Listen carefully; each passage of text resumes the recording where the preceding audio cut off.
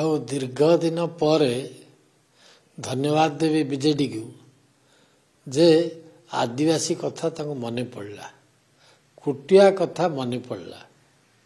ଏତେ ବର୍ଷ ଶାସନରେ ରହିଲେ କାହିଁ କେବେ ତ ଆଦିବାସୀ କଥା ଚିନ୍ତା କଲେନି, କୁଟିଆ କଥା କେବେ ତ ଚିନ୍ତା କରିନଥିଲେ। ଫାୟାରିଂ ହେଲା ଯାଜପୁର ପାଖରେ, ଏତେ ଆଦିବାସୀ ତାଙ୍କର ସେଇଠି ମରିଗଲେ। କୋରାପୁଟରେ ବି ଆଦିବାସୀ କି ଫାୟାରିଂ କରାଗଲା, ଏଇଠି ଫାୟାରିଂ କରାଗଲା। ଏସବୁ ବେଳକୁ ସାଙ୍ଗ କୋଉଠି ଥିଲେ? ଏବେ ମନେ ପଡୁ କଥା ଶାସନରୁ ଗଲା ପରେ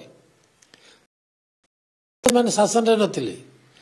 2 ଦଶନ୍ଧି ମାନେ 24 ବର୍ଷ କାଳ, ଦୁଇଟି କାଳ, କାଳ ବୋଲି କୁହାଯାଏ 12 ବର୍ଷ, ଦୁଇଟି କାଳ ଏମାନେ ଗଲା ଏମାନଙ୍କ ଶାସନରେ। ଯିଏ ଛୁଆ ଥିଲେ ଆଜି ସେମାନେ ଯବାନ ହେଲେଣି, ଯବାନ ଥିଲେ ସେମାନେ ଆଜି ବୁଢା ହେବାକୁ ଗଲେଣି। ଏମାନଙ୍କୁ ଏବେ ମନେ ପଡ଼ିଲା, ସେଥିପାଇଁ ତାଙ୍କୁ ଧନ୍ୟବାଦ ଦଉଛୁ। ଆଦିବାସୀ ମାନଙ୍କ ପାଇଁ ବିଜେଡି କେବେ କିଛି କରୁନଥିଲା, ଆଜି ବି କରିନି। ସେ ପୁରା ଆଦିବାସୀ ଜମିକି ବିକ୍ରି କରିଦେବା ପାଇଁ ସବୁ ପ୍ରକାର ଚାଲ ବିଜେଡି କରିଥିଲା। ବିଜେପିର ପାଟି ତୁଣ୍ଡ ଘୁ ଘା ସବୁ କରିବା ପରେ, ଆସେମ୍ବଲି ହୁଲତୁଲ କରିବା ପରେ ସେସବୁ ବନ୍ଦ ହେଲା। ଇଏ କ'ଣ କହିବେ ଯେ ଆଦିବାସୀ ମାନେ ପାଖକୁ ଗଲେ?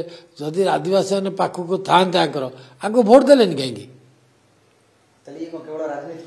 ଓନ୍ଲି ରାଜନୀତି କରିବା ପାଇଁ। ଆଉ ଏ ଯୋଉ ହଜିଗଲାଣି ବିଜେଡି ଲୋକଙ୍କର ମାନସ ଚିତ୍ରରୁ, ତାଙ୍କୁ ପୁଣି ଟିକେ ମନେ ପକେଇଲେ ଆପଣମାନେ ଅଛନ୍ତି ମିଡିଆ ବାଲା, ଆଜି ଯାଉଛୁ ବୋଲି ଟିକେ ଦେଖେଇବେ, ଆଦିବାସୀ ମାନେ କଥା ଭାବୁଛନ୍ତି ବୋଲି କହିବେ। ଏସବୁ ପାଇଁ ଗୋଟେ ନାଟକ। ବିଜେଡିର ତ ଯାହା କରେ ସବୁବେଳେ ନାଟକ। ଆଉ ସେଥିପାଇଁ ଏ ଯୋଉ ଆଦିବାସୀ କଥା ନାଟକ। ବାକି କୋଟିଆ କଥା ଆପଣ କହିବେ, କୋଟିଆ ପାଇଁ ବିଜେଡି ସରକାରରେ କ'ଣ କରିଥିଲେ? କେବେ କୌଣସି ଲୋକ ଯାଉଥିଲେ ସେଠିକି? ଲୋକଙ୍କର କଥା ବୁଝୁଥିଲେ? ଆନ୍ଧ୍ର ଆସିକରି ସେଇଠି ଯୋଉ ପ୍ରକାର ଦୌରାତ୍ମ୍ୟ ଦେଖାଉଥିଲା ତା ବିରୁଦ୍ଧରେ କେବେ କିଛି କରୁଥିଲେ? କିଛି କରୁନଥିଲେ।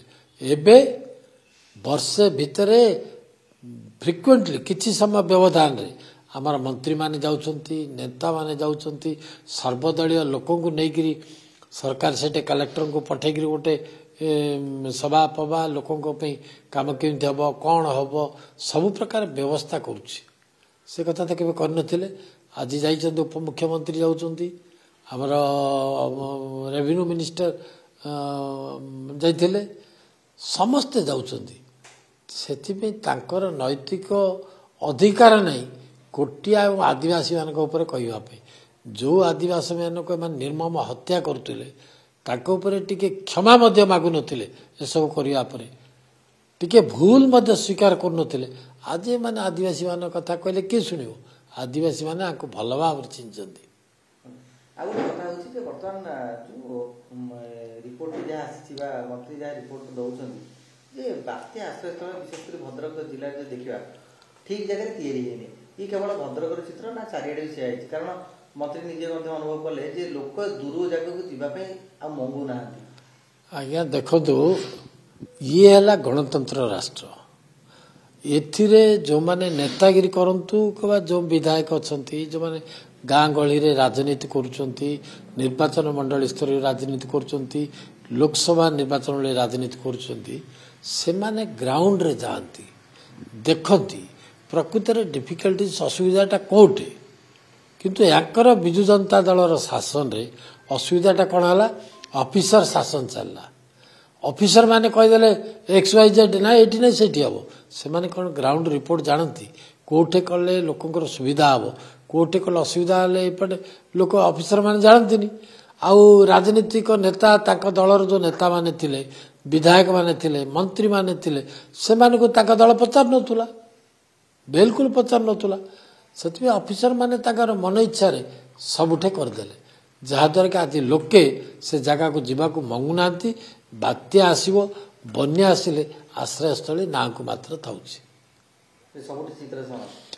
ଏଣ୍ଟାୟାର ଓଡ଼ିଶା ଆପଣ ଯୁଆଡ଼େ ବି ଯିବେ, ବାତ୍ୟା ଆଶ୍ରୟସ୍ଥଳୀଟା ରହିବା କଥା ଗାଁ ପାଖରେ।